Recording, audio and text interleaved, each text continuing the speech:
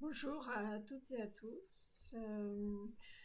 Aujourd'hui, comme d'habitude, ça fait l'objet de quasiment toutes mes vidéos. Je souhaiterais vous lire un passage, un extrait assez rapide d'un livre qui s'appelle,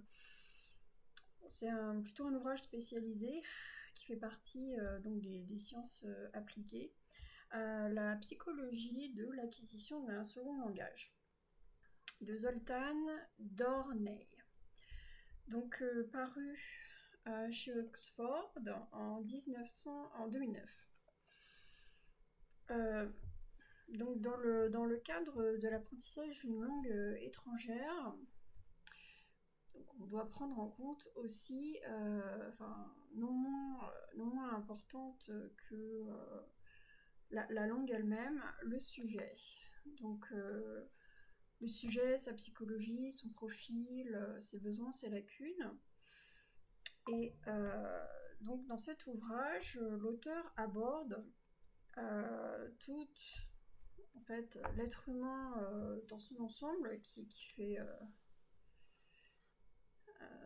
sans qui l'apprentissage d'une seconde langue peut pas être effectué, enfin quand on est professeur en tout cas, mais en tant qu'apprenant soi-même, en tant que sujet pensant et parlant, on est toujours exposé à la réception de données extérieures. On doit les traiter, un mode de triage, on doit sélectionner les bonnes informations, les comprendre. Et puis aussi, dans le cadre de l'apprentissage, il y a donc un plus.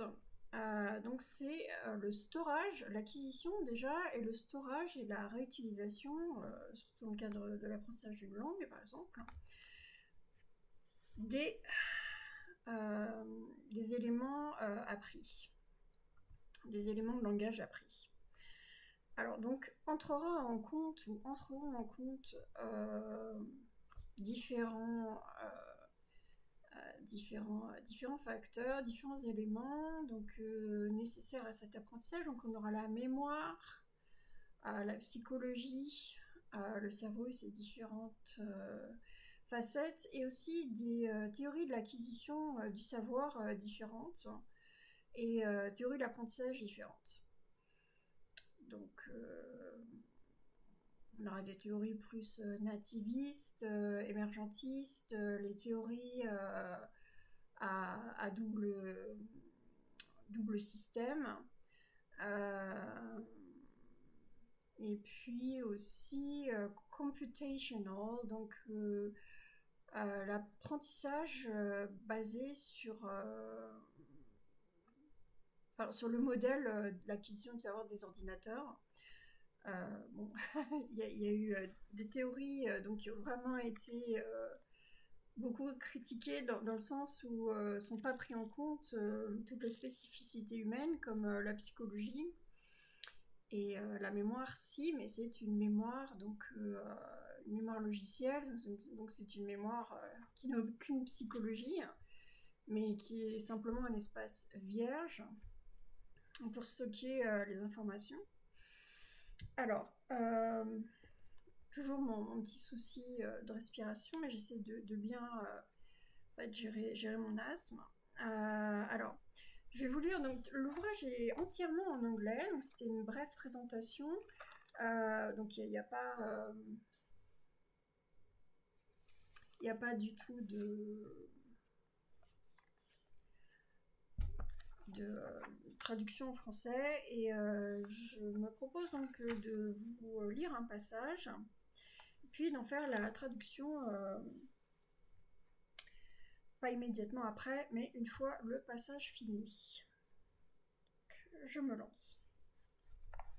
Alors,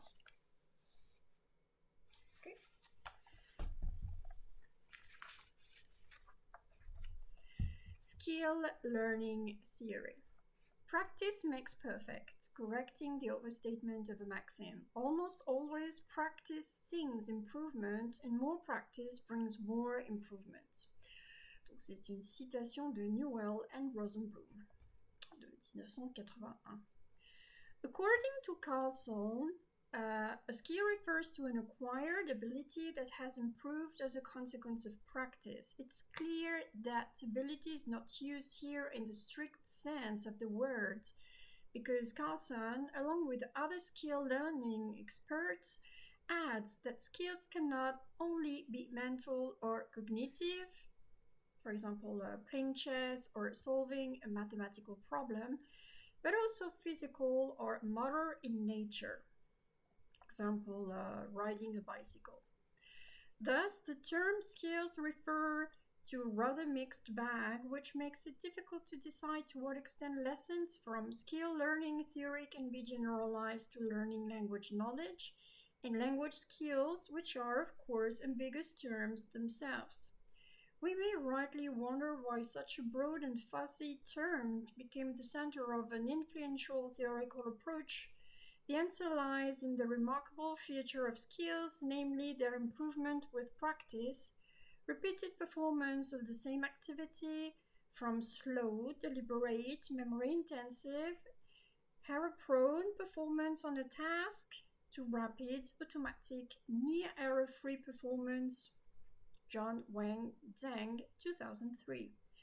What is more, this pattern has been observed across a wide range of skills. In De Keyser's words, the basic claim of skill acquisition theory is that the learning of a wide variety of skills shows a remarkable similarity in development from initial representation of knowledge through initial changes in behavior to eventual fluent, spontaneous, largely effortless, and highly skilled behavior, and that this set of phenomena can be accounted for by a set of basic principles common to the acquisition of all skills. Thus, the uniform learning pattern forms the foundation of skill learning theory. In a way, it also defines the scope of phenomena covered by the term of skill. It can refer to any cognitive or physical capability that displays practice-related progression towards a largely automatic process. It is this aspect of skills that Johnson, Wang, and Zhang highlight in their description. Skills are thought to consist largely of collections of automatic processes. Automatic procession often occurs without intention. It is often fast, effortless, stereotypic, autonomous, and unavailable to conscious awareness. Language teaching practitioners might be particularly pleased to see the word practice above. This is a key issue in any L2 teaching methodology, and yet since the demise of audio-lingual method with its behaviorist foundations, applied linguistic theory has had surprisingly little to say about it, even though textbooks for L2 learning teaching have, for the most part, continued to include practice-based material. Its absence from applied linguistics discourse is probably accounted for by the fact that the field had no theoretical justification for it. See the discussion in Larson Freeman, 2003. This situation is likely to change because cognitive theories of automatization and proceduralization, that is, methods to increase fluency, pay a great deal of attention to practice. In fact, one of the central issues in the overall question of the interface of explicit declarative and implicit procedural knowledge is exactly how we conceptualize and implement practice. This is why a recent volume on practice in SLA, edited by Robert De Keyser, is a particularly welcome addition to the professional literature. Alors, la théorie de l'apprentissage de la compétence.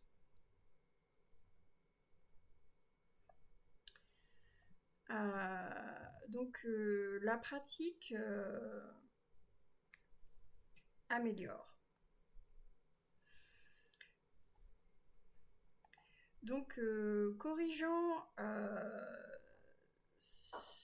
cette affirmation un peu hâtive de...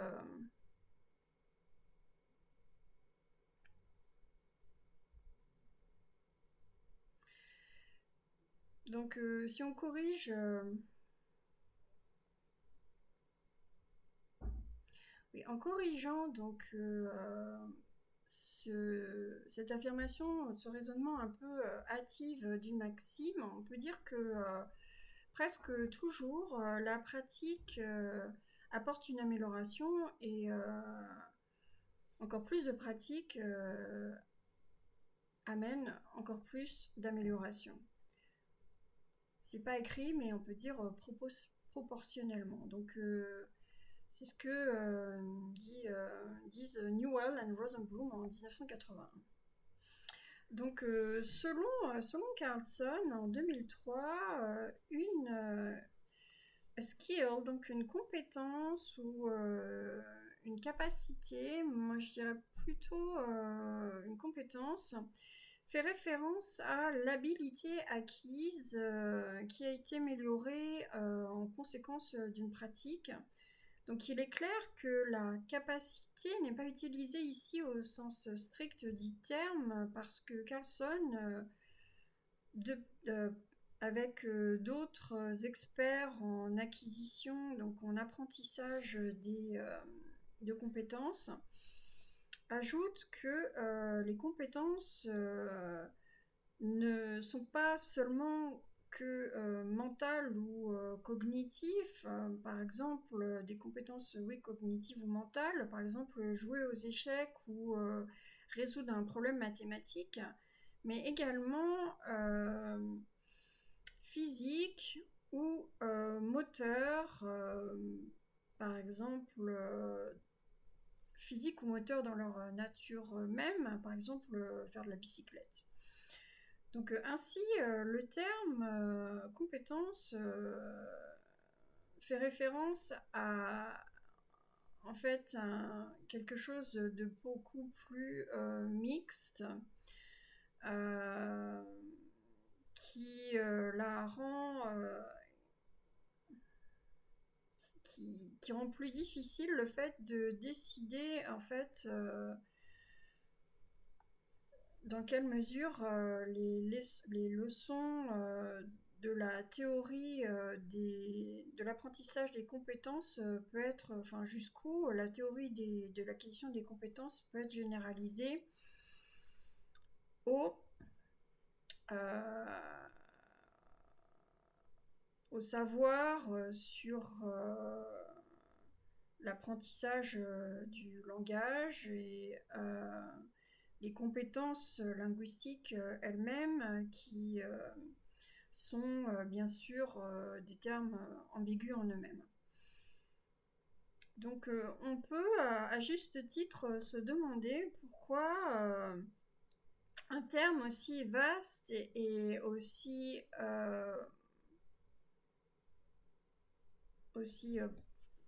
brouillon, aussi vaste et aussi vague, oui, vague et vaste, devint en tout cas le centre d'une approche théorique aussi influente. La réponse repose dans une caractéristique assez remarquable qu'on peut trouver dans les compétences, à savoir leur amélioration avec la pratique. Donc c'est un trait caractéristique assez remarquable dans les compétences, à savoir l'amélioration avec la pratique. Donc c'est l'exercice répété de la même activité pour en fait pour une performance, une réalisation, un exercice, une performance donc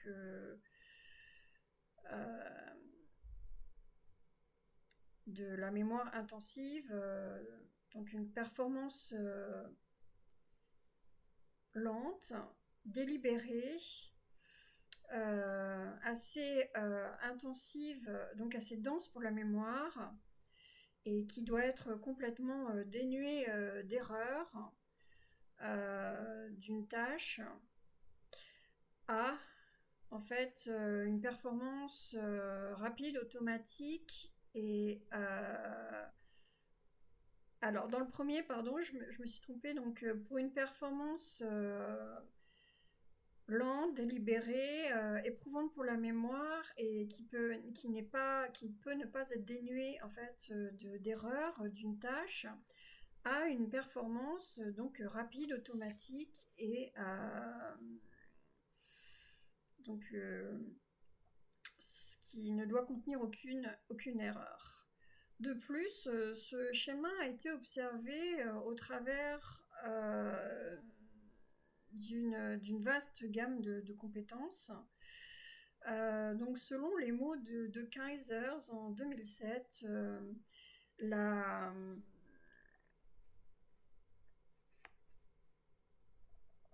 donc la revendication basique ou l'affirmation basique de la théorie de l'acquisition des compétences, c'est que l'apprentissage d'une vaste variété de compétences montre ou démontre une similarité assez remarquable dans le développement d'une représentation d'une représentation initiale du savoir au travers des changements initiaux dans le comportement, à des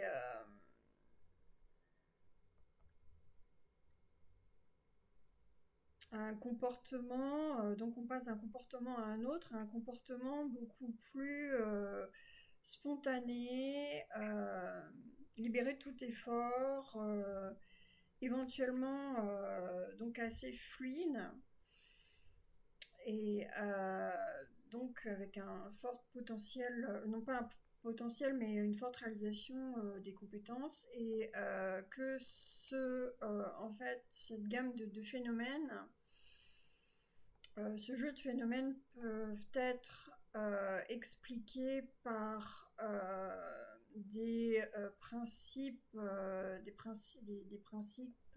basiques assez communs pour l'acquisition de toutes ces compétences. Donc ainsi, le schéma d'apprentissage uniforme forme la fondation sur laquelle se base la théorie de l'apprentissage des compétences. D'une certaine manière, elle définit également le scope du phénomène que recouvre le terme skill, compétence. Il peut faire référence à n'importe quelle capacité physique ou cognitive qui montre ou qui expose une progression liée à la pratique au travers d'un processus largement automatique. C'est cet aspect des compétences que John, Wang et Zhang en 2003 mettent en lumière dans leur description. Donc les compétences, on pense que les compétences sont largement composées d'une sorte de collection de processus automatiques. Donc le traitement automatique peut survenir lors de l'attention. Il est souvent rapide, il ne demande pas d'effort, stéréotype, autonome, et il n'est pas disponible, il n'est pas accessible à la conscience. enfin l'attention consciente. Donc les,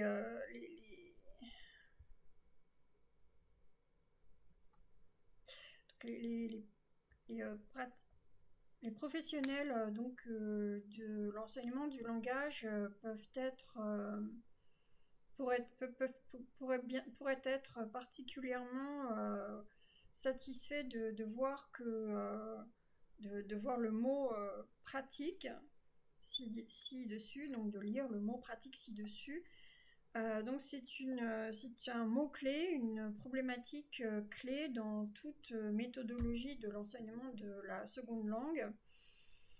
Et depuis sa chute, depuis sa demise et chute, mais là, on va dire que depuis sa disparition, entre guillemets, mais depuis sa chute, sa perte d'importance, on va dire sa perte d'importance dans la méthode audio-linguistique, avec ses fondations behavioristes, avec ses bases behavioristes, la théorie donc de la linguistique appliquée a eu, d'une manière assez surprenante, peu à dire et à propos de cela, et même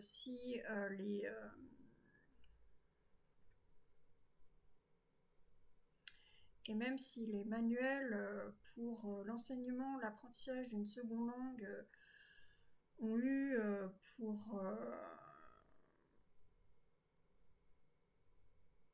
ont la plupart du temps continué, même si les manuels pour l'enseignement, l'apprentissage d'une seconde langue ont pour en grande partie continué à inclure le matériau basé sur la pratique. Donc son absence du discours de la linguistique appliquée est probablement expliquée par le fait que le domaine n'a pas de justification théorique pour lui ou pour elle. Donc cette situation va peut-être changer parce que les théories cognitives de l'automatisation et la procéduralisation, c'est-à-dire les méthodes pour améliorer le niveau de langue, donc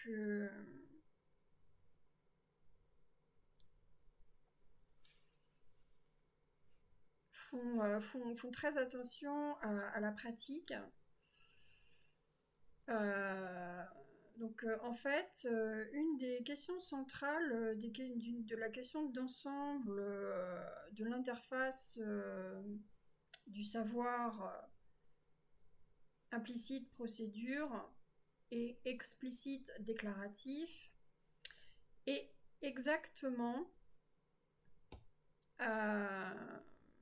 la manière dont nous conceptualisons et implémentons la pratique. Donc c'est la raison pour laquelle un récent volume sur la pratique de la langue, donc l'acquisition d'une second langage, édité par Robert de Keyser en 2007, est particulièrement le bienvenu.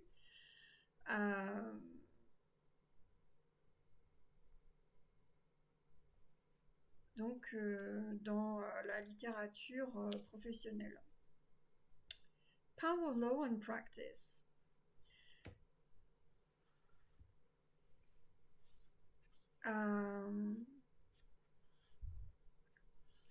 Donc je vais faire cette vidéo en deux parties. Donc ce texte fait suite à la définition du terme savoir implicite et explicite, et puis les théories de l'acquisition, enfin les dichotomies qu'elles entraînent chacune, à savoir, je viens de le dire, donc déclaratif, explicite, impératif, implicite, hein, procédurale.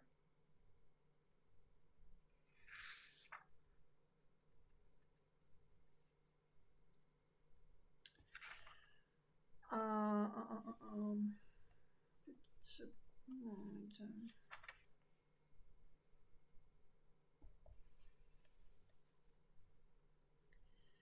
Donc oui, procédural, déclaratif et implicite, explicite. Donc sachant que le savoir implicite, donc explicite, procédural et implicite,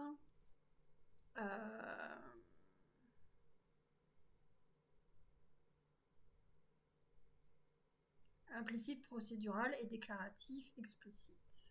Voilà, ce sont des clivages sur lesquels s'articule un raisonnement et toute une pensée sur l'acquisition du savoir et les différentes théories qui sont nées d'un matériau de réflexion. Je vais m'arrêter là. Ça peut être peut-être un petit peu, je sais pas, difficile à entendre ou bon, c'est. Je vais peut-être lire un autre passage dans une autre vidéo. Je vous souhaite une agréable fin de journée.